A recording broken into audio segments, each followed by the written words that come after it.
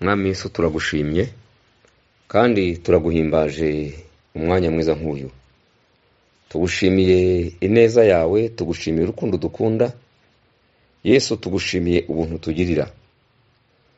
Umwanya mwiza nk'uyu tugiye kongera kuganira ijambo ryawe. Turakurarika Mwami wacu Yesu Kristo kugira ngo ubane natwe muri uyu mwanya kandi utwoherereze umwuka wawe wera kugira ngo tubashishe gukora ugushaka kwawe. Ijambo ryawe rigira umumaro muri twe, haba mu gihe cya none no mu gihe kizaza. Rihindura imitima yacu, rituyobore mu nzira wifuza, kandi imigambi yawe myiza ariyo tubasha kwinjiramo kugira ngo duhimbaze izina ryawe. Duciye bugufi Mucunguzi ngo tubere imbaraga kandi utubere ibyiringiro. Hari byinshi bidutega, ariko turakwiringiye kugira ngo ukomeze kutubera amaso. Ijambo rye bwo turyumva rijye rigira umumaro, haba kuba ryumva ubu n'abazaryumva mu bihe bizaza.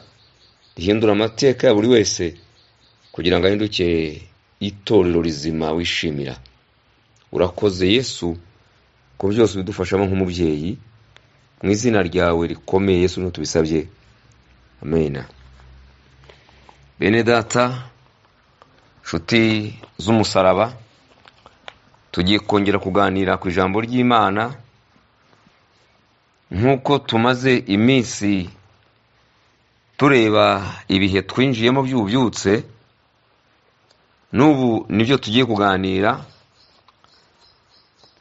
Uyu munsi tukaba tugiye kuganira amagambo dusanga muri Samweli uwa mbere ibice 19 umurongo wa 18 kugeza ku wa 24. Hanyuma babwira Sawuli bati, Dawidi ari Nayoti i Rama. Sawuli atuma intumwa gufata Dawidi. Zihageze zisanga umutwe w'abahanuzi bahanura. Samweli ahagaze aho nk'umutware wabo. Maze umwuka w'Imana aza ku ntumwa za Sawuli, nazo zirahanura. Babibwira Sawuli, atuma izindi ntumwa, nazo zirahanura. Arongera atuma izindi ubwa gatatu, nazo zirahanura. Bukeye arihagurukira ajya i Rama ubwe. Arasukira ku iriba rinini ry'iseku. Arabaza ati, Samweli na Dawidi bari? Umuntu umwe aramusubiza ati, bari i Nayoti i Rama. Nuko ajya i Nayoti i Rama, maze umwuka w'Imana amuzaho nawe. Agenda ahanura kugeza aho yagereye i Nayoti i Rama. Ahageze yiyambura imyambaro ye, ahanurira imbere ya Samweli, arambaraye hasi yambaye ubusa. Yiriza umunsi akesha ijoro. Nicyo cyatumye bavuga bati, mbega Sawuli nawe ari mu bahanuzi. Haleluya. Ni ijambo ry'Imana dusomye tugiye kwifashisha mu nyigisho tugiye kwiga uyu munsi, aho tugiye kureba aho abantu bicaye bahamagawe na Yesu. Tugiye kuganira twibaza ikibazo tuvuga ngo ese umurimo Yesu yaduhamagariye cyangwa umurimo Yesu yaguhamagariye uwukorera ku kihe gicaniro muri ibi ngibi? Umurimo Yesu yaguhamagariye uwukorera ku kihe gicaniro muri ibi ngibi? Turareba igicaniro icyo ari cyo, turebe ibikiranga, turebe n'ibikorwa ku gicaniro, turebe ingaruka bigira ku bantu babaye ku bicaniro cyangwa batuyeho ibicaniro biri. Igicaniro ni ahantu umuntu cyangwa abantu bahurira n'Imana cyangwa bahurira na Satani. Dufite ibinyabubasha bibiri abantu b'isi bayoboka, bumvira, bakorera. Imana niyo kinyabubasha cya mbere kuko nicyo cyaremye ibiriho, ari byo tubona n'ibyo tutarabona. Iyo niyo yagombye kugira igicaniro abantu bubaha, abantu babaho, abantu bicayeho. Ariko Satani amariye kwigomekera mu ijuru akiri Lusiferi, hanyuma agacibwa, yaraje nawe ashyiraho igicaniro cye kuko no mu ijuru nicyo yashakaga. Yashakaga ko intebe ye iyisumba byose, akaba ari uhabwa icyubahiro Imana yahabwaga. Aciwe aje mu isi, hanyuma ashyiraho ibicaniro bigomba kumuramya bikamuhimbaza. Noneho n'agakorerwa kandi agakoresha, akaba umukoresha nk'uko Imana ari we mukoresha wabo yaremye. Satani akaba umwami w'abamuyoboka nk'uko Imana ari yagombye kuba umwami w'isi n'abayituye. Igicaniro rero ni ahantu abantu bahurira n'ikinyabubasha bemera cyangwa niyo batacyemera bakorera, babishaka batabishaka. Aho hantu bahurira n'Imana cyangwa Satani hakabera imihango ishinzwe kuhabera nyine, aho niho hitwa ku gicaniro. Bamwe uzumva bahita uruhimbi, abandi bazahita aritari, abandi bazahita mazabawu.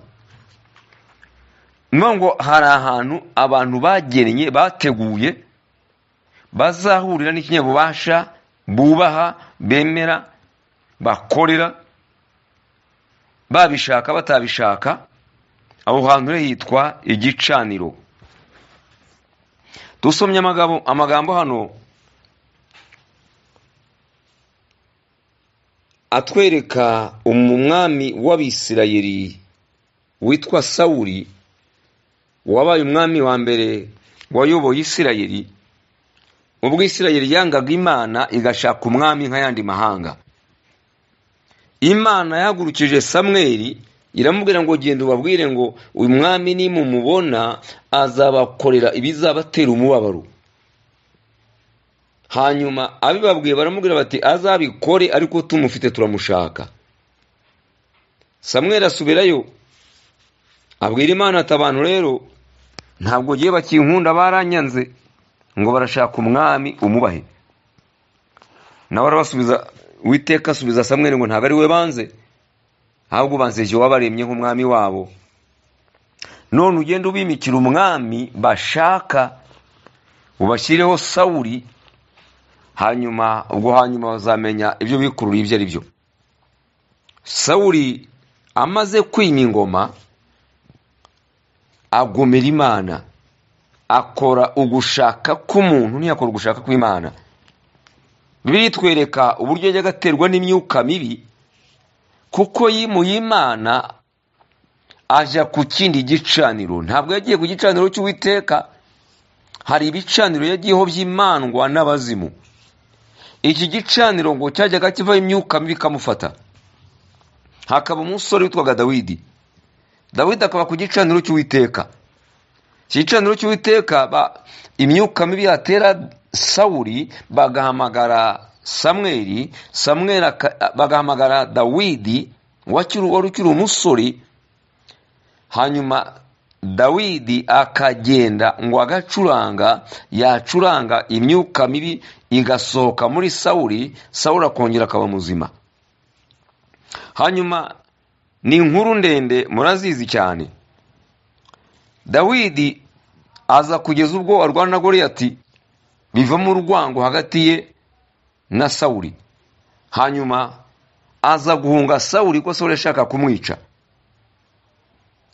Aza kugenda ajya ahungira i Rama y'i Nayoti, aho Samweli yari afite ishuri ry'abana b'abahanuzi.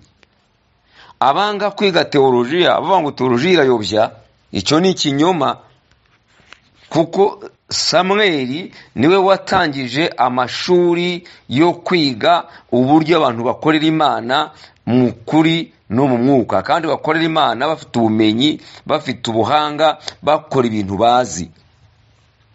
Yari afite amashuri yigisha uburyo ubuhanuzi butangwa, uburyo bandika ubuhanuzi, uburyo ubuhanuzi bubikwa, uburyo ubuhanuzi bugezwa kuri bene bwo. Aya ni amashuri yashinzwe na Samweli. Niho abantu benshi baciye, bariya bose bagiye bakorera Imana dusanga bahanuye, abenshi banyuze muri aya mashuri. Agezeyo, inkuru iza kugera ku mwami Sawuli imumenyesha ko Dawidi arimo ashakisha kugira ngo amugire nabi, ngo yahungiye aho Samweli ari, kandi aho hantu hakaba ari i Rama i Nayoti.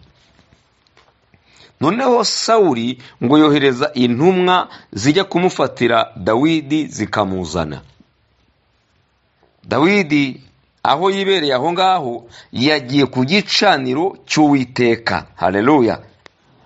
Rero turimo turibaza ngo mu murimo Yesu yaguhamagariye uwukora uhagaze ku kihe gicaniro? Urawukorera ku kihe gicaniro? Muri ibi ngibi tugiye kureba, ibicaniro ni 4. Hari igicaniro rero Sawuli yari yicayeho cyamuteraga kwanga Dawidi. Dawidi yari yuzuye umwuka wera, yari mu mwuka w'Imana, Sawuli ari mu mwuka mubi, bigatuma ubu bwami bwombi budashobora kubangikana. Iyo umuntu afite umwuka w'Imana muri we, undi akagira umwuka wa Satani, aba ni amahanga abiri adashobora kuzajya imbizi, aya ni amahanga abiri adashobora guhuza. Iyo umuntu ari ku gicaniro cya Satani, aba afite imyuka imukoresha, aba afite imyuka imuyobora, aba afite imyuka imugenzura, aba afite imyuka imutwaza igitugu. Iyi myuka rero kugira ngo umuntu atandukane nayo, bimusaba ko ahimuka akava kuri icyo gicaniro akajya ku gicaniro cy'Uwiteka. Samweli yari yarashenye ibicaniro bya Satani, hanyuma ashyiraho igicaniro cy'Uwiteka, nicyo cyagenzuraga i Rama i Nayoti. Igicaniro cy'Uwiteka nicyo cyagenzuraga icyo kirere. Uwakigeragamo wese yasangaga umwuka w'Uwiteka atembera, hanyuma umwuka w'Uwiteka agahita afata uwo muntu akava mu nzira y'umwijima akamurikirwa n'umucyo wa Yesu Kristo. Haleluya. Imana yaduhamagaye, Imana yampamagaye kugira ngo tubeshe abantu mu bubyutse, kugira ngo twinjize abantu mu bubyutse, biba bisaba ngo umusozi duhagazeho, biro dukoreramo, hahandi buri wese afite uruhare, hahandi buri wese yirirwa, hahandi buri wese atuye, hahandi buri wese afite ibyo ahagarariye, aho yagombye kuhururutsa ubwami bw'Imana. Haleluya. Iyo ubwami bw'Imana bwahururutse, aho hantu hahora ububyutse. Uhageze wese niba abafite imyuka mibi, yahageze imyuka mibi iratumuka, imyuka mibi muvamo, imyuka mibi irasohoka. Uwo muntu akinjira mu gicu cy'umwuka wera, akakira Yesu, akabona agakiza muri we, agakorera Imana, kuko yinjiye ku gicaniro cy'umwami w'abami, yinjiye ku gicaniro cy'imbaraga, yinjiye ku gicaniro gitanga agakiza, yinjiye ku gicaniro gitanga amahoro, yinjiye ku gicaniro gitanga ihumure, yinjiye ku gicaniro kirema amateka mashya, yinjiye ku gicaniro gihindura ubuzima, yinjiye ku gicaniro gikura mu rupfu, yinjiye ku gicaniro cyinjiza mu bugingo, yinjiye ku gicaniro cy'ijuru gihuza abantu n'Imana, yinjiye ku gicaniro cy'umwuka wera gituma abantu bamenya ukuri, ukuri kukababatura, yinjiye ku gicaniro kibohora kigatuma uwari uboshywe n'urwango yakira urukundo muri we. Yinjiye ku gicaniro kibatura wari ubaswe n'ubusambanyi, agahita yakira gukira, akarekura imbaraga zamutwazaga igitugu, agasingira imbaraga z'umwuka wera zimujyana mu nzira zihana, zigahindukira, agatangira kwera imbuto nziza, hanyuma akagarura ba bandi yajyaga asambana nabo, nawe akabazana kwa Kristo, akabereka kuri Kristo ibintu byose bishoboka. Haleluya! Iyo uri kuri iki gicaniro cy'Uwiteka, igicaniro gitanga ububyutse, igicaniro cy'ururutse ubwami bw'Imana, uyu nguyu aba umuti uvura amahanga, uyu aba igisubizo cya benshi, uyu aba irembo ryinjiza abantu mu mugambi w'Imana. None turibaza ngo umurimo Yesu yaguhamagariye urawukorera ku kihe gicaniro? Muri ibi hari igicaniro cy'imandwa n'abazimu, tugisanga muri Ezekiyeli ibice 22 n'umurongo w'9. Haratubwira ngo abari bakurimo, abo ni abari mu gihugu, ngo bagira ibinyoma muri bo. Aya magambo reka tuyasome twumve icyo Uwiteka yavuganye na Ezekiyeli ngo abwire abantu bo mu gihe cye. Ababwira ibyagombaga gutuma basohoka kuri icyo gicaniro kugira ngo bajye gukorera Imana batagifite ibibateze. Ezekiyeli 22 umurongo w'9 haratubwira hatya hati: ababeshyera abandi bari bakurimo kugira ngo bavushe amaraso. Iyo umuntu ari ku gicaniro cy'imandwa n'abazimu, kuko Satani niwe se w'ibinyoma, uruganda rwe rucura ibinyoma, ikinyoma ni made in Satani, ikinyoma ni icya Shitani, marike y'ikinyoma ni iva kwa Shitani. Uyu niwe utanga etikete igomba kugendana n'abanyabinyoma. Umunyabinyoma wese uwo ni uwa Shitani, uwo yicaye ku gicaniro cy'imandwa n'abazimu, uwo ntabwo akorera Imana. Niba wicaye ku kinyoma, wicaye ku gicaniro cy'imandwa n'abazimu, ntabwo ukorera Imana, urakorera Satani, kuko bitubwira neza, irabiduhamiriza. Turaje turebe icyo Bibiliya ivuga ku banyabinyoma na se w'ibinyoma. Hano hatubwiye ngo ababeshyera abandi bari bakurimo, ngo kugira ngo bavushe amaraso. Ikinyoma kigendana n'urupfu, ikinyoma kigendana no kumena amaraso. Iyo ubeshyera umuntu ntubumushakira ineza. Ikinyoma ni kiva ku gicaniro cy'imandwa n'abazimu, ukuri kukava ku gicaniro cy'Uwiteka. Hano aratubwiye ngo ababeshyera abandi, abo ni abatuye mu gihugu, bari bakurimo, bari muri icyo gihugu. Ngo abagutuyeho bagaburiye imandwa mu mpinga z'imisozi, kandi bagukoreramwo ibiteye ishozi. Iki ni ikintu gikomeye cyane. Imandwa n'abazimu, ku bantu bazi ibyo kubandwa no guterekera, abantu babanzwe ibyitwa kwaturwa, nyuma bakaza gusubizwaho, bajyaga ku murinzi w'imandwa. Habaga ari mu gicuku cya hagati ya 6 na 9 z'urukerera. Ayo niyo masaha babaga bari ku murinzi. Hakorwaga ibintu bikomeye birimo amahano, ibintu biteye isoni, ibintu bidakwiye kuba muco w'abantu. Nibyo byerekanaga ko batakiri abantu. Kandi iyo umuntu yabandwaga, iyo abaga atarabandwa, yitwaga inzigo. Yamara kwaturwa akitwa uruzingo. Nawe reba umwana w'uruzingo wazingamye, reba uko aba ameze. Reba rero kugira ngo umuntu abe ari uruzingo, ntabwo ari abimandwa, nta nubwo akiri umuntu. Yasohotse mu bumuntu kandi arinjira mu bumandwa, ari hagati aho ngaho, azingamiye ahantu. Hanyuma yamara gusubizwaho, iyo ari intambwe ya 3 yitwa gusubizwaho, barabanje barabaterekerera, hanyuma babahuje na Satani, nyuma babashyize ku ntebe, baratuwe. Bamaze kwaturwa, bavuye mu nzigo, babaye uruzingo. Hanyuma intambwe ya 3 yitwa gusubizwaho, babatwaye ku mirinzi, babakoresheje iyo mihango, babakoresheje iyo migenzo, babakoresheje amahano ateye isoni.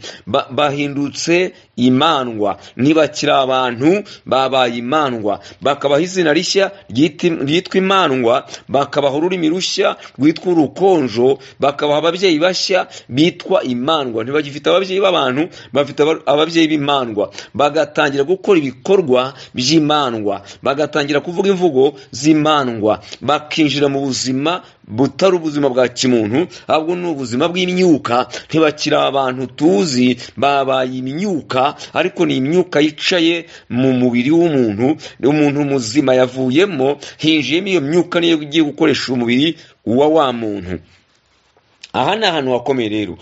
Biratubwiye ngo abagutuyeho bagaburiye imandwa mu mpinga z'imisozi, kandi bagukoreramo ibiteye ishozi. Iki ni igicaniro cyabaga kiri mu mpinga y'umusozi, cyagiye kubandisha abantu, aho abantu bagaburira imandwa, aho abantu basangira nazo, aho abantu banywana nazo, aho abantu bakora ibikorwa by'imandwa. Imandwa zibacengeramo, hanyuma zamara kubacengeramo bakaba batakira abantu, bahawe amazina mashya, bahawe ubwenegihugu bushya, bahawe ururimi rushya, bahawe ababyeyi bashya, babonye iyindi identite, bagiye kugira indi myitwarire, bagiye kugira indi myifatire. Niyo mpamvu iyo basozaga bajyaga mu kintu cyitwa guhora, bakajya no mu gusega. Ntibakiri abantu, basigaye bakora ibikorwa by'imandwa. Iki ni igicaniro rero umugabo witwa Sawuli yari yicayeho. Niyo mpamvu iyi myuka mibi yajyaga imufata, ngo Dawidi akamucurangira, yamucurangira imyuka mibi igatumuka. Yamara gutumuka, hanyuma akibuka ko bamwimitse azamusimbura, akibuka ko yishe Goliyati, kandi Sawuli byamunaniye. Akavuga ati, Dawidi uyu nguyu n'ingoma azayintwara. Abagore baramuririmbye, yewe baramfobya, we bamushyira hejuru. Akarakara agashaka kumwica, kugeza ubwo Dawidi yamuhunze, amuhungira ku gicaniro cy'Uwiteka, kuko n'ubusanzwe yari yaramaze kuzura imbaraga z'umwuka wera, yari yaramaze guhura n'Imana akiragira intama za se Yesayi yamaze gutumwaho. Araza Samweli amwimikisha amavuta. Sawuli Imana imaze kumugaya, ibonye ko Sawuli arimo ayigomera kandi agomesha Abisirayeli, abajyanye mu kaga. Imana irahindukira yimika Dawidi, imwimika mu ibanga imwimikishije Samweli, amumenaho amavuta, ngo umwuka w'Iteka muzaho cyane. Amaze kumuzaho cyane, yakira igicaniro cy'Uwiteka muri we, atangira kugirana ubumwe n'ubusabane n'Imana. Niho yavanaga gucuranga rero, yacuranga imyuka mibi yari muri Sawuli gatumuka. Nuvuga ngo yinjiraga kwa Sawuli akirukana igicaniro cy'imandwa, imandwa akazirukana, igicaniro akagisenya, hanyuma umwuka w'Iteka yahagera, Sawuli agakira. Dawidi yagenda, Sawuli akongera agaterwa. Hanyuma igihe yamuhigaga rero, Dawidi yigira ku gicaniro cy'Uwiteka, ajya gushaka mu maso y'Imana. Iki gicaniro cy'Uwiteka cyari kiriho umugabo witwa Samweli. Biratubwira ngo nta jambo na rimwe rya Samweli ryigeze rigwa hasi. Ibyo yakoze byose yabikoze akiranuka, yakoreye Imana yivuye inyuma, yakoze amagambo yavuze, yakoze iby'Imana yamutumye gukora. Ni umuntu Imana ihamiriza ko yabaye umwizerwa imbere yayo. Yari yarubatse rero igicaniro cy'Uwiteka, agishyira i Rama i Nayoti, hanyuma akacyutoreza abana b'abahanuzi, abazajya gukorera Imana, bazajya gusenya ubwami bw'umwijima, abazajya kuzana ububyutse, abazajya kwirukana ubuhenebere, abazajya kugarura icyubahiro cy'Imana mu gihugu. Abo nibo Samweli yateguraga. Nawe n'iki Imana iguhamagarira? Iraguhamagara nawe muri iki gihe cya none, kugira ngo ujye kubaka igicaniro cy'Uwiteka, umusanire igicaniro, wongere kumwunga n'abantu be, wongere kumuhuza n'abamutaye, wongere kumuhuza n'abo Satani yatwaje igitugu. Hanyuma aho uzaba uhagaze, aho uzaba wicaye, aho uzaba ukorera, aho uzaba uri, ibicaniro bihari ujye ubisenya. Hari aho ukora, hari aho utuye, hari aho ugenda, hari aho bamusurana, hahandi wiga, hahandi ujya unyura, hari abantu bafite ibibazo bimeze nk'ibya Sawuli, nabo baterwa n'imyuka mibi. Wagombye kuhagera, imyuka mibi ikabasohokamo. Wagombye kuhagera, umwuka w'Iteka akabazaho. Uko wageraga i Rama i Nayoti, yatangiraga guhanura. Hano ijambo ry'Imana yatubwiye ngo Sawuli amaze kumenya ko Dawidi ari i Rama y'i Nayoti, ngo yoherezeyo abantu bajya kumufata ngo bamumuzanire. Ngo bagezeyo ngo batangira guhanura, hanyuma bigumirayo. Bari bagiye ari abakozi ba Satani, bakoreraga Satani bari mu mugambi we, kuko bashaka kwica Dawidi. Ntabwo bari mu mugambi w'Imana, bari mu mugambi wa Satani, bari bafite imigambi mibi. Ariko ngo bageze i Rama, haleluya, umwuka w'Iteka bazaho, batangira guhanura, bagumaho ngo ntibasubirayo. Ngo yohereza intumwa za kabiri, nazo zigezeyo biba nk'uko, yohereza iza gatatu, zigeze nazo biba nk'uko, haleluya.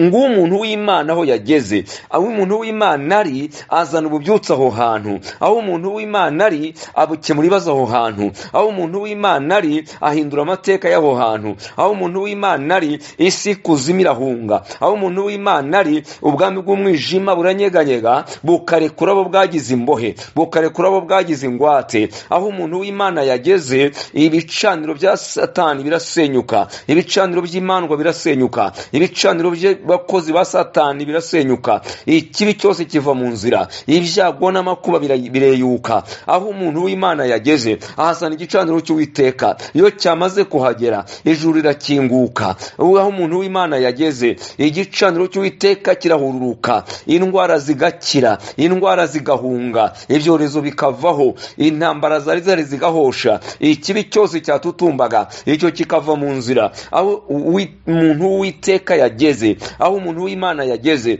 ahasana igicaniro cy'Uwiteka. Ibicaniro bindi byari bihari, ibyo birasenyuka. Abari babiriho bakaza ku gicaniro cy'Uwiteka, bagatangira guhanura, babishaka batabishaka, Imana irabakoresha, barayoboka, baraganduka, barumva, bakumvira, bagakora ugushaka kw'Imana.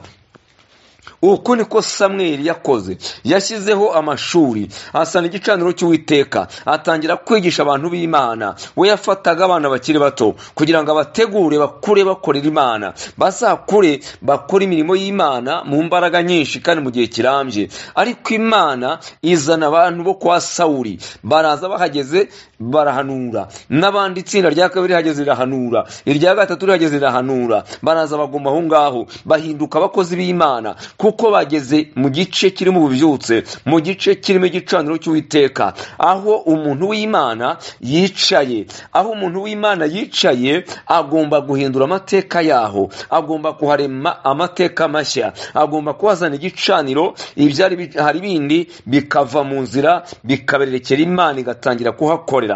Kuko abakozi b'Imana cyangwa abantu b'Imana bataragera mu gace runaka, Satani aba yaragafashe. Iyo Satani yagafashe rero, iyo abantu b'Imana bahageze, Satani agomba kuhunga, kuko Imana iri hejuru ya Satani. Satani ni ikiremwa, Imana ni umuremyi. Satani azi Imana kandi arayubaha. Niyo mpamvu Imana yaduhamagaye iduha ubutware hejuru ya Satani n'abadayimoni be. Imana yaduhamagaye idusiga amavuta, ikaduha imbaraga, ikadushyira hejuru y'ibiremwa yaremye. Niyo mpamvu Yeremiya igice cya mbere umurongo w'9 n'uw'10, Imana yavuganye na Yeremiya, iramubwira ngo yewe Yeremiya, nakumenye ntari nakurema, nkweza ukiri urusoro mu nda yo kubyaye, nagushyire kuba umuhanuzi uhanurira amahanga. Iramubwira umurongo w'9 ngo dore nshyize ijambo ryanjye mu kanwa kawe, haleluya, ngushyize hejuru y'amahanga, ngushyize hejuru y'ibihugu, ngushyize hejuru y'abami. Ubwo ni ubutware, izo ni imbaraga z'indengakamere. Imuhaye super power, imuhaye imbaraga ziruta izindi, imbaraga ziri hejuru y'ibyaremwe.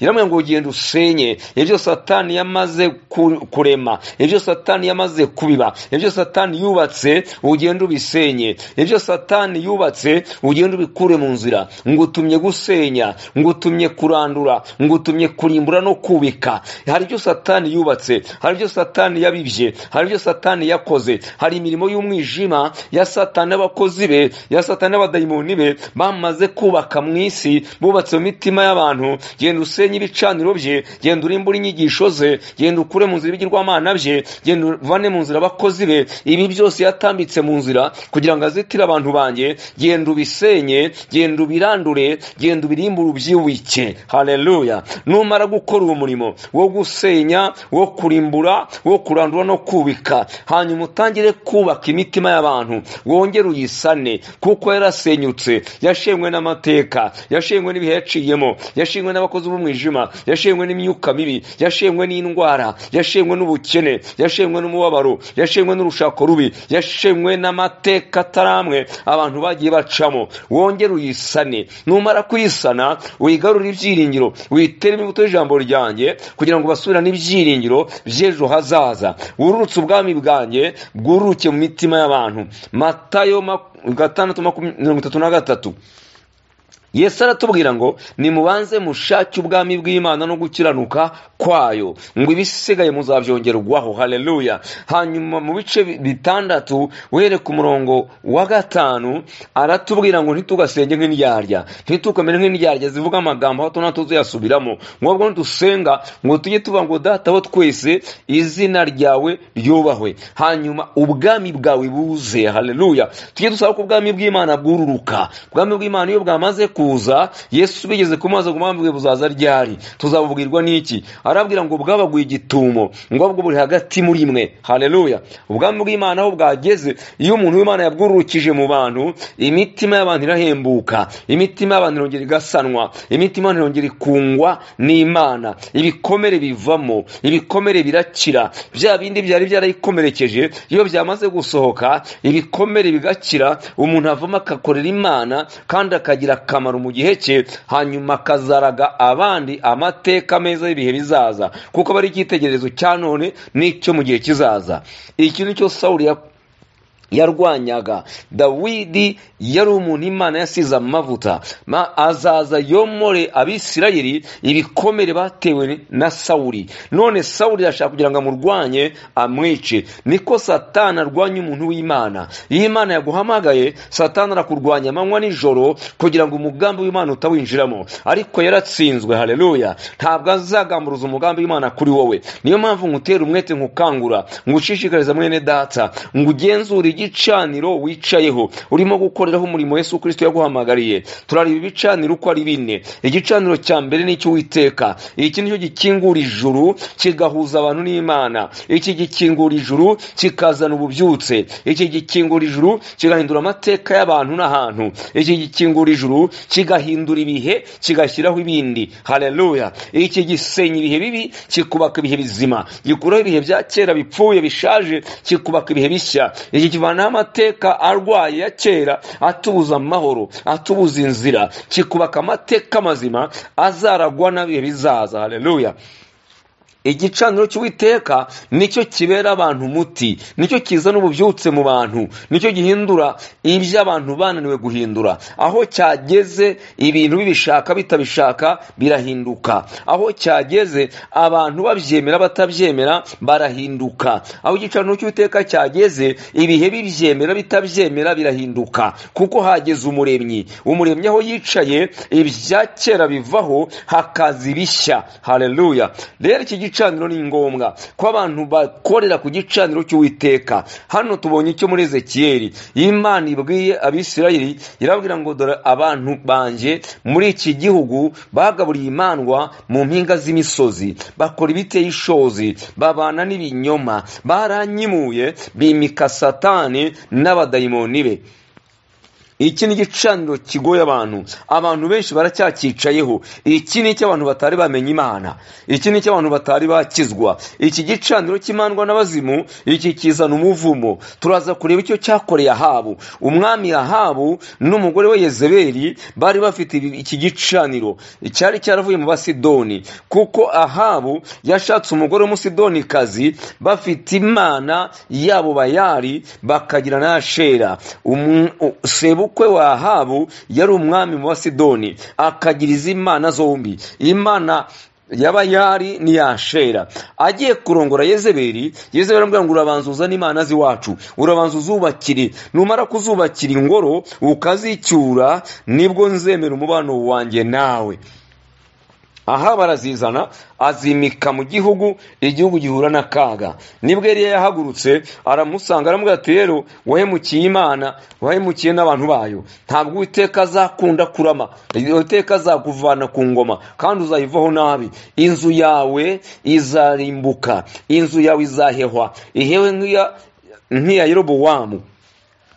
Aya ni amagambo yatumye Eliya yangwa, ariko ubuhanuzi yahanuye buza gusohora.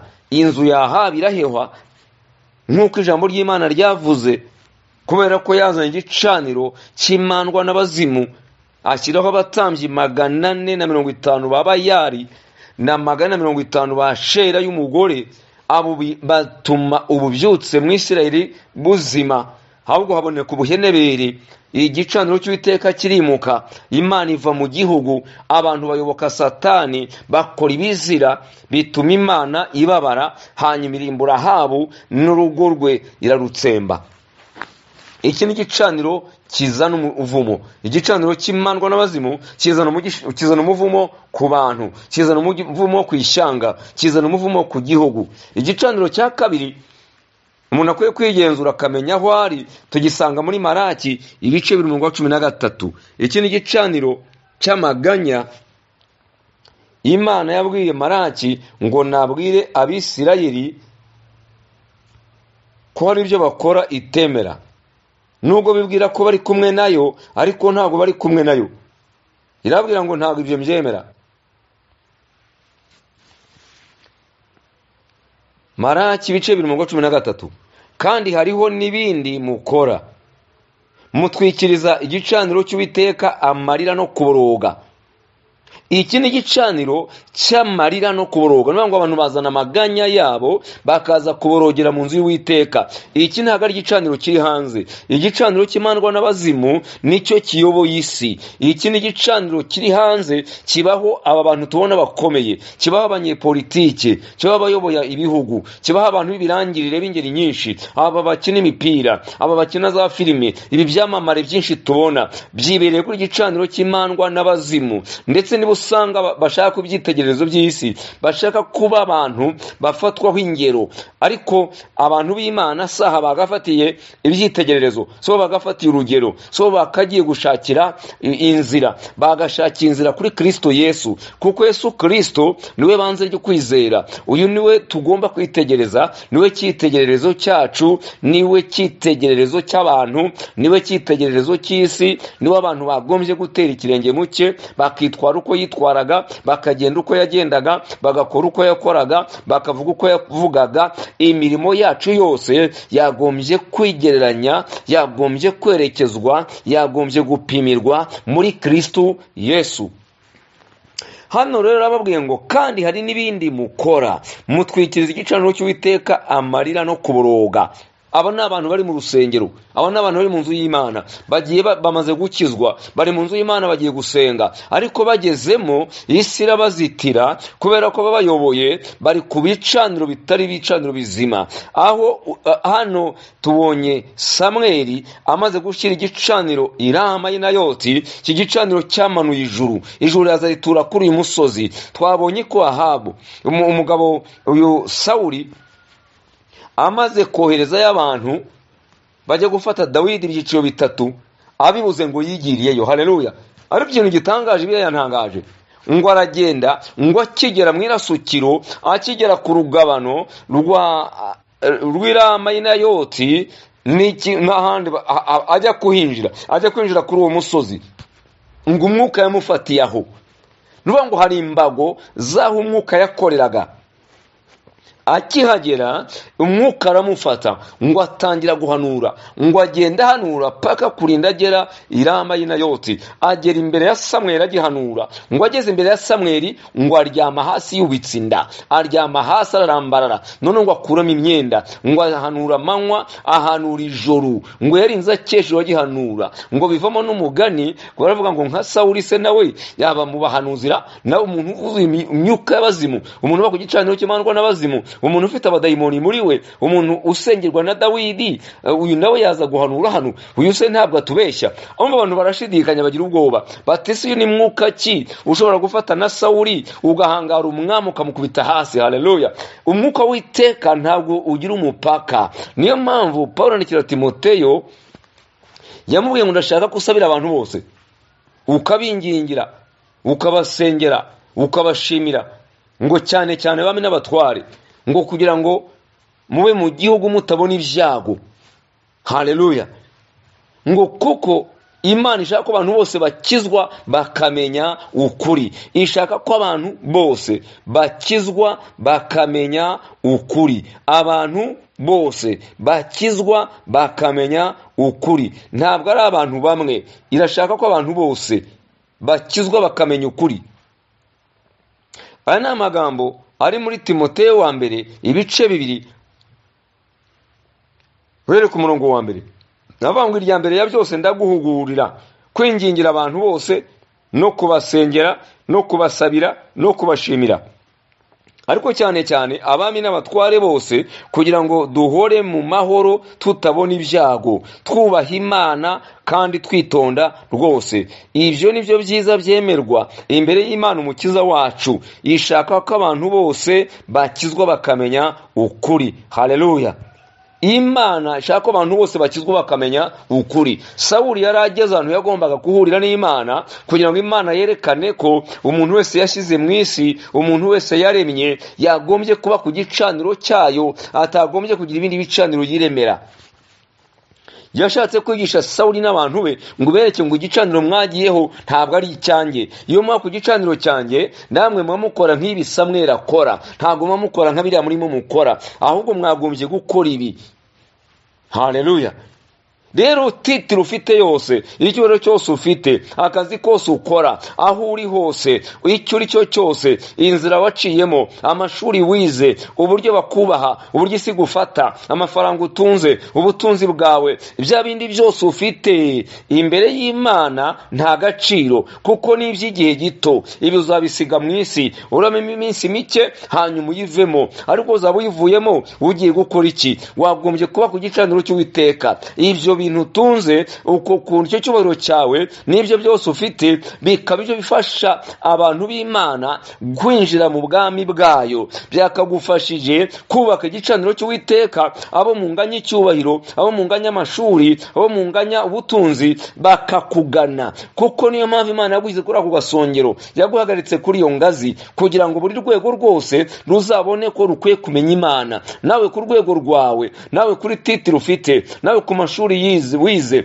nawe ku cyubahiro utunze, nawe ku butunzi yaguhaye, wagombye guhagarara kuri iyo ngazi y'ibyo bintu yakugejejeho, bigatuma bari munsi yawe n'abari ku rwego rwawe ndetse n'abari hejuru yawe bamenya ko Imana ikwiye kubahwa, bakaza kuri icyo gicaniro. Igicaniro cyashyizweho nawe, nk'uko Samweli yashyize igicaniro i Rama-Nayoti, hanyuma kikururutsa ubwami bw'Imana. Uhageze wese akabwakira, uhageze wese akabwinjiramo, umwuka w'Iteka akamugenzura, akaba ari umuyobora akamukoresha. Nawe niko wagahagaze ku gicaniro cy'Uwiteka, ugasenya ibindi bicaniro biri aho ngaho. Tubonye igicaniro cy'imandwa n'abazimu, aho wowe uhagaze wagombye kugisenya. Hari igicaniro cy'amaganya, iki tubonye muri Maraki, cyo mu bice 2 bya Maraki umurongo wa 13, aho Imana ivuganye n'Abisirayeli mu kanwa ka Maraki. Iramubwiye ngo hari n'ibindi mukora,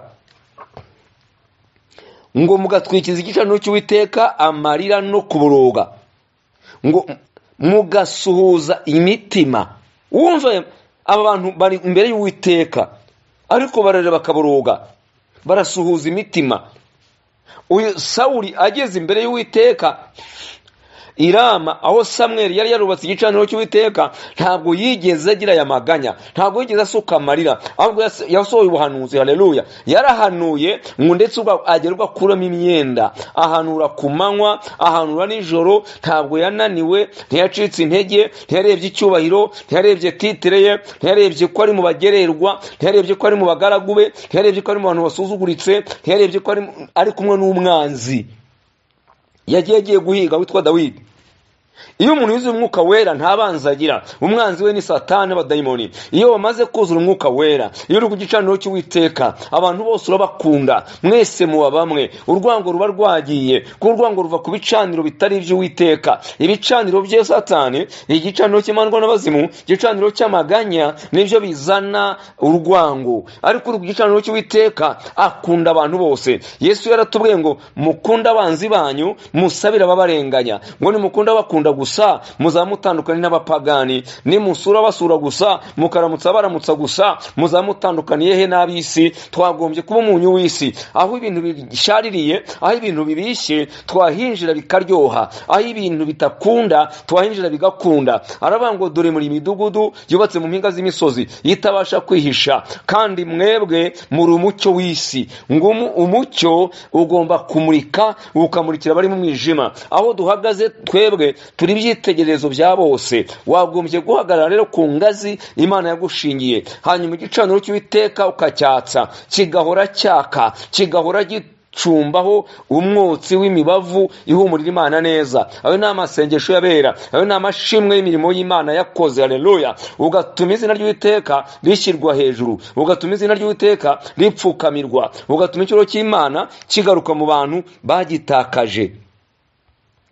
Haleluya. Ikire kirakomeye.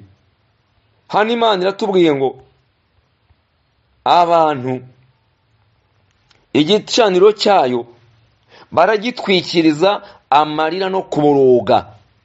Ntikiba kicyongeye kwaka kuko amarira yagitwikiriye, umuborogo wagitwikiriye. Ngo abantu bagasuhuza umutima, bigatuma, wumve jambo rikomeye hano, ngo bigatuma atita ku maturo mutura, ntayakire ngo anezerwe. Mwumva aya magambo?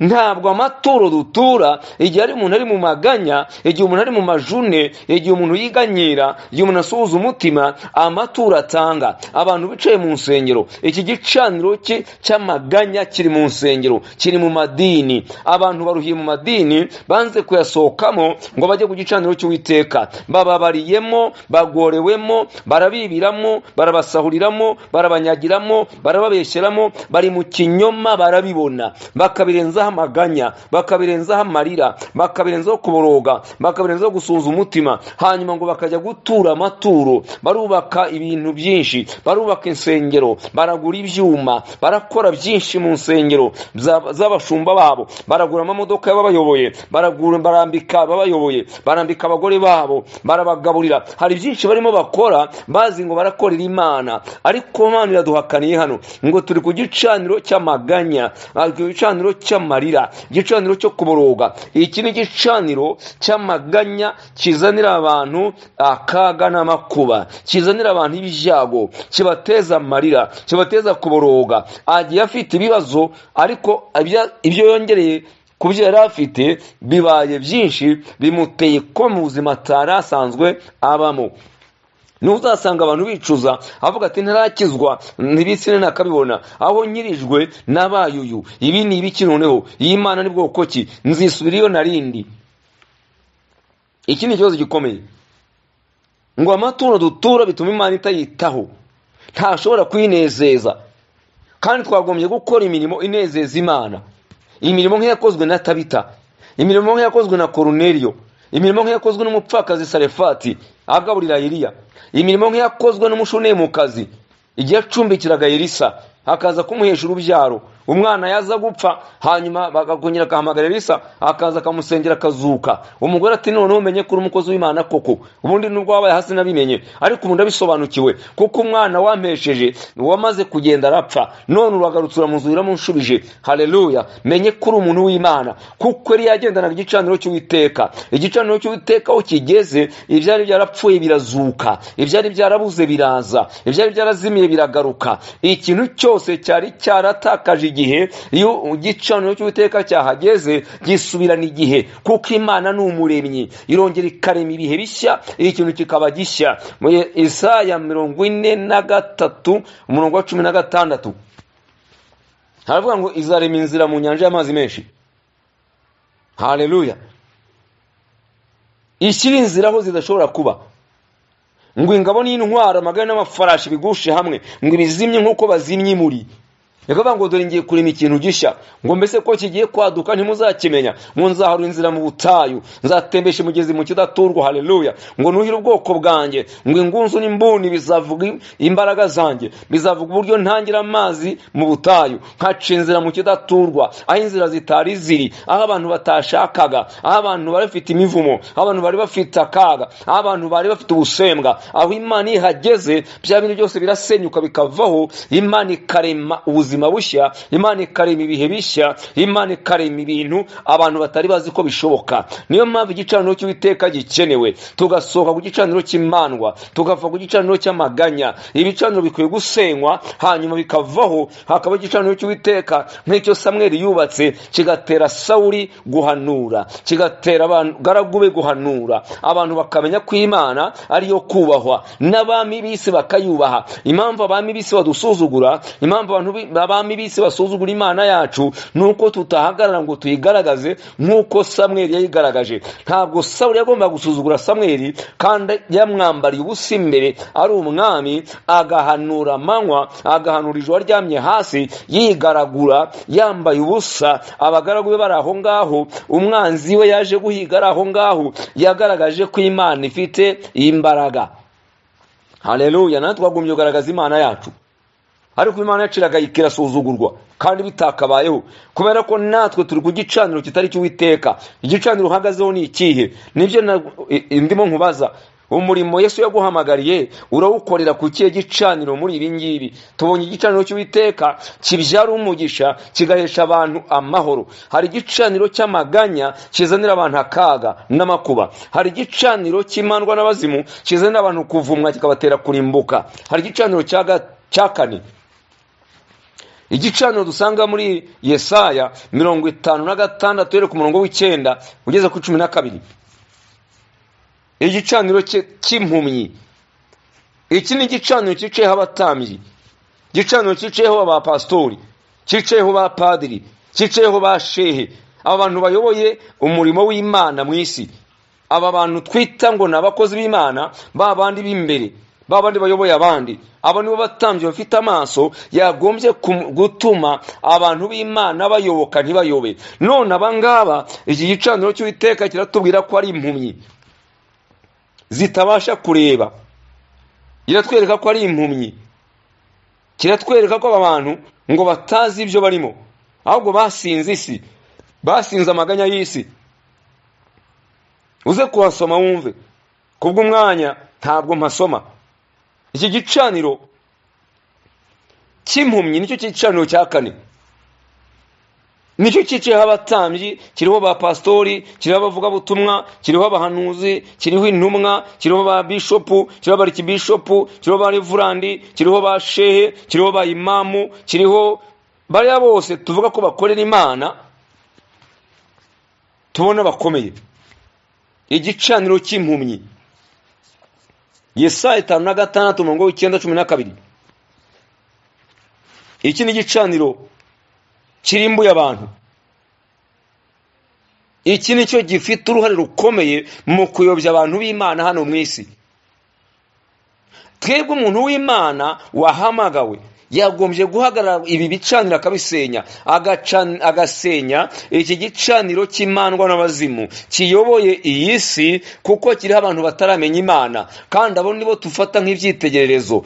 Hanyuma igicaniro cya kabiri ni igicaniro cy'amaganya, kiri mu rusengero, kiriho abantu basenga, barimo bahamagara Imana ariko mu maganya, basenga amasengesho yo kurega abandi, basenga amasengesho adashobora kugira ibyo ahindura. Hari imvugo zateye zivuga ngo nta masengesho umunyagara, ngo nta masengesho abumuteja, ngo nta sengesho ritumvikana. Icyo ni ikinyoma cya Satani. Bibiliya tubwira ngo isengesho ry'umunyacyaha ni ikizira ku Uwiteka, ngo rihindukira nyiraryo umuvumo. Kandi Yakobo aratubwira mu bice 5:16 ngo gusenga k'umukiranutsi kugira umumaro mwinshi iyo yasenganye umwete. Haleluya. gusenga k'umukiranutsi kugira umumaro iyo umukiranutsi yasenganye umwete. Umukiranutsi iyo adasenganye umwete, amasengesho ye nta mumaro agira, nta musaruro uvamo. Ibyo tubisanga kwa Daniyeli. Daniyeli Imana iramuhamagaye, agiye gusenga. Mu gice cya 10 cya Daniyeli tubona ngo Daniyeli asenga. Hanyuma amaze gusenga yagiye atari bumara iminsi, agezeyo igisubizo kiraza, ariko ngo umutware w'ubuperesi aragifata. Afata marayika Mikayire, Gaburiyeli, yafashe Gaburiyeli waruzanye igisubizo, amumarana iminsi 21. Daniyeli igisubizo arakibura, akibuza arategereza, aravuga ati sinzava aha Imana itanshubije, nzava hano maze kumenya iby'Imana yishaka, iby'Imana imvugaho, iby'Imana ivuga ku Bisirayeli, iby'Imana dushakaho, ibyo duteganyiriza, imigambi ifite. Ndashaka kumenya ikiri ku mutima w'Imana, sinzava ntagisobanukiwe. Naho yashubijwe ku munsi wa mbere, ariko umutware w'ubuperesi afata marayika Gaburiyeli wazanye igisubizo. Ku munsi wa 21 nibwo haje Mikayire, marayika w'intambara, aza kubohoza Gaburiyeli kugira ngo atabare Daniyeli, aje kumva, aje gusobanura Daniyeli ibyo Uwiteka yamutumye. Haleluya! Yagize umwete, arakomeza, arasenga, aratitiriza, ntabwo yatashye, ntiyahavuye. Ariko twe turasenga iminsi 2 tukumva twaciye igikuba, twakoze ishyano. Umuntu arasenga umunsi umwe akumva byacitse, abandi barasenga 21. Niba Daniyeli yarashubijwe kuwa 21, wowe ukaba usenga 2, ukaba usenga 1, hari nabo byananiye, hari n'abatabasha kwiyiriza ubusa, ayo masengesho yawe urumva azazana igicaniro cy'Uwiteka, hanyuma kikazana ububyutse, isi y'umwijima igasenyuka, ibicaniro bikavaho, abantu bakakira impinduka, ubwami bw'Imana bukaza, Imana igasabana nabo. Birashoboka? Ntabwo bikunda. Birasaba ngo gusenga kwacu kube gufite umwete. Haleluya! Igicaniro cy'Uwiteka kizana ubyutse mu bantu. Igicaniro cy'Uwiteka gisubizamo abantu ubuzima. Igicaniro cy'Uwiteka gituma ijuru rikinguka. Igicaniro cy'Uwiteka gihuza abantu n'Imana. Igicaniro cy'Uwiteka gituma amateka ahinduka. Igicaniro cy'Uwiteka gituma agakiza mu bantu kaboneka. Igicaniro cy'Uwiteka gisenya ubwami bw'umwijima, kikubaka ubwami bw'Imana mu mitima y'abantu, mu babishaka n'abatabishaka, mu bayemera n'abatayemera. Umwuka w'Imana aho yageze yemeza abantu iby'ibyaha, akabemeza iby'amateka n'ibyo gukiranuka. Abantu bakihana ibyaha byabo, bakava mu nzira mbi, bakagandukira Imana yabaremye, bagasohoka ku bicaniro bicayeho, hanyuma bagakorera Imana mu kuri no mu mwuka, kuko baba bicaye ku gicaniro cy'Uwiteka. Rero iki gicaniro cy'Uwiteka cyahageze, gisenya ibicaniro by'imandwa n'abazimu, gisenya ibicaniro by'impumyi, kigasenya ibicaniro by'amaganya. Abantu bongere kuba mu maganya, abantu bongere kuba mu gahinda, abantu bongere gusenga amasengesho y'amatakirangoyi, ahubwo abantu bagasenga Imana bayiramya mu kuri no mu mwuka. Haleluya! Ese igicaniro kirangwa n'iki?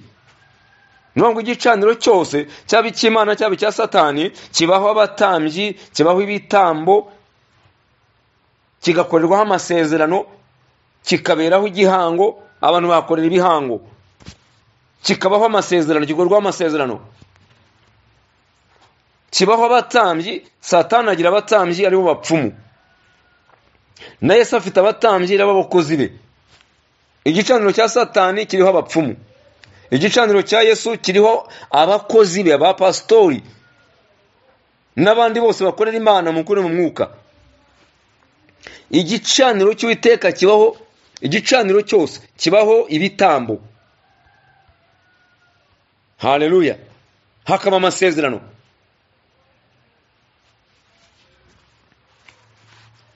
Rero ni byiza ko tumenya aho turi. Ese ndakorera Imana nicaye ku kihe gicaniro? Ndakorera Imana mpagaze ku kihe gicaniro? Ni ikihe gicaniro nicayeho? Ni ikihe gicaniro nkoreraho Imana?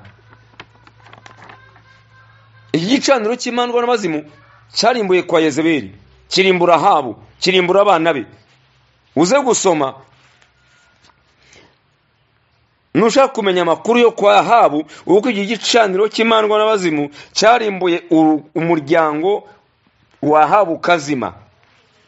Usome Ingoma za 2 ibice 18, 3:3 n'3:4, urebe uko cyarimbuye Yezebeli, kikarimbura abana be, kikarimbura Ahabu. Usome Abami ba mbere 18, usoma Abami ba kabiri ibice 9. Aha arakwereka uko cyabarimbuye. Usoma Abami ba kabiri ibice 10, aho urabona uko igicaniro cy'imandwa n'abazimu. Imana yatumye Eliya ngo nagende y'imicya Ahabu aza umuhanuzi mu cyimbo cya Ahabu, hanyuma ab'inkota ya Ahabu itishe Yehu azabarimbure. Yezebeli yishwe na Yehu, abana ba Ahabu bishwe na Yehu, ngo yari afite abana 70.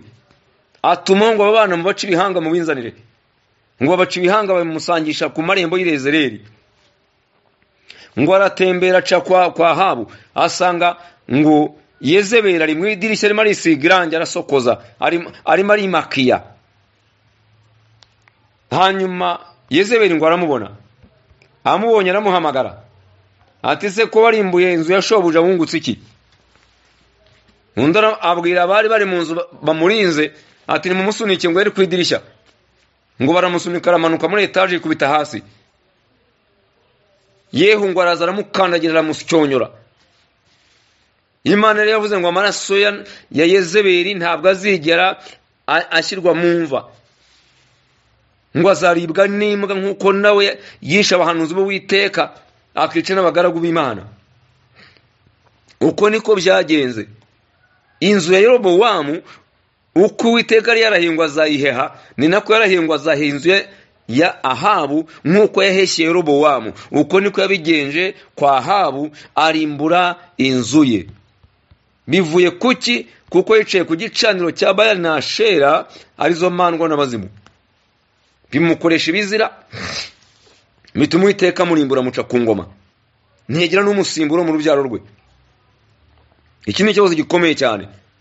Rero ibi bicaniro uko ari 4 abantu bicayeho bagombye kureba igicaniro nyacyo. Ese wicaye ku kihe? Ni iki gicaniro ukoreraho? Samweli yari ku gicaniro cy'Uwiteka, cyashenye igicaniro cy'imandwa n'abazimu, kiyoboye isi, kiriho ibyitegererezo byayo. Asenga igicaniro cy'amaganya kibera mu nzu y'Imana, asenga igicaniro cy'impumyi kiyoboye abashumba, kiyoboye abitwa abakozi b'Imana, aragisenya. Akira igicaniro cy'Uwiteka. Icyo ni igicaniro kizima kimanukiraho Imana ikaza gukora. Iki ni Imana ikeneye mu isi, iki ni Imana ikeneye mu bantu bayo, iki gikeneye mu ngo zacu, igikeneye mu biroho dukorera, igikeneye mu masoko ducururiza, igikeneye ku mashuri aho twiga, igikeneye muri ka kazi ukora, igikeneye hahandi uba, hahandi uhagaze. Wagombye kuba Samweli ukashyira igicaniro, hanyuma ufite ikibazo wese yahinjira kigakemuka. Aho umuntu w'Imana yageze aba umukemura w'ibibazo, aba umuhesha w'umugisha, ahinduka umuti, waba uvura amahanga, wahinduka umucyo, amurikira abari mu mwijima. Uwo ngo aba umutabazi, acungura abandi. Uwo niwe witangira abakiri mu icuraburindi, akaribakuramo, akagaragaza icyubahiro cy'Imana ahwari. Haleluya. Igicaniro cy'Uwiteka kirakwiye kugira ngo cyake, kibanza kwaka muri je, hanyuma urumuri rw'Umwuka Wera rukamurika, abantu bakabona imirimo yanjye myiza, bakumva amagambo yanjye mazima, bakambona nk'umucyo, bakandya nk'umunyu, nkabaryohera. Aho ninjiye ubuzima bwari bushaririye nkasiga buryoshye, aho nyuze ubuzima bwari bukakaye ngasiga bworoshye, aho nyuze amasoko yarakamye nkasiga dudubiza, aho nciye abantu bari mu buzima sharira nkasiga basubiyemo ibyiringiro. Yesu agendana natwe. Niba Yesu agendana natwe akaba ari muri twe, yabwiye abigishwa be ngo nzabana namwe iminsi yose kugeza ku mperuka y'isi. Niba Yesu agendana natwe, Yesu akaba ari muri twe, Yesu akaba akorera muri twe, Yesu akorana natwe, ntabwo twagombye kuba ku bicaniro bitari ikingiki cy'Uwiteka. Rero biragukwiye muntu wahamagawe na Yesu kugira ngo iki gicaniro cy'Uwiteka aho uri nawe ukihasane, uhinduke Samweli w'iki gihe, uzubake iki gicaniro. Abazajya bakugeraho bajye bahanura, abageze aho uri bajye bagira inkuru nzima, bagira amagambo mazima, bagira amagambo y'ihumure, bagira ubuzima buzima. Ibyabo bihinduke inkuru z'inshamugongo ziveho, haboneke inkuru zurutsa imitima. Usenyere Satani, wubakira Imana. Bicaniro bitari by'Uwiteka byose bisenyuke. Icyo ni Imana igushakaho. Umuntu w'Imana aho yageze ahindura ibintu. Umuntu w'Imana aho yageze ahindura amateka. Umuntu w'Imana aho yageze aryoshya ubuzima bw'abamwumva n'abamureba n'abamukurikira. Icyo nicyo gikenewe rero. Ndimo ndasoza nkubaza ngo mbese umurimo Imana yaguhamagariye, umurimo Yesu yaguhamagariye akagutuma hano mu isi, umurimo Yesu yaguhamagariye akagutuma gukora hano mu isi, urimo urawukora wicaye he? Urimo urawukora uhagaze he? Uhagaze ku kihe gicaniro? Ko tubonye igicaniro cy'imandwa n'abazimu gitera isi kuvumwa, gitera abantu kuvumwa, kikabazanira kurimbuka. Iki gicaniro cy'imandwa n'abazimu kiratera abantu, kiratera isi kuvumwa, kikabazanira kurimbuka. Igicaniro cy'amaganya kibereye mu madini, cy'abantu barimo baganyiraho, iki ngiki kirazana akaga n'amakuba, kiratera ibyago mu bantu.